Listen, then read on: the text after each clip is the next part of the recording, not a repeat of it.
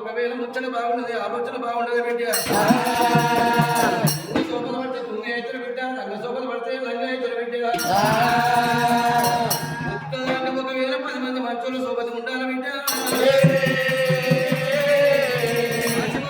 7 అయితే ఒక్కదాని ఉన్నావు కాబట్టి బిడ్డ రేణికమ్మ పాటలు పాడుకొని మంచిగా నిమ్మలంగా రామనమ్మ సాగదోలినాలి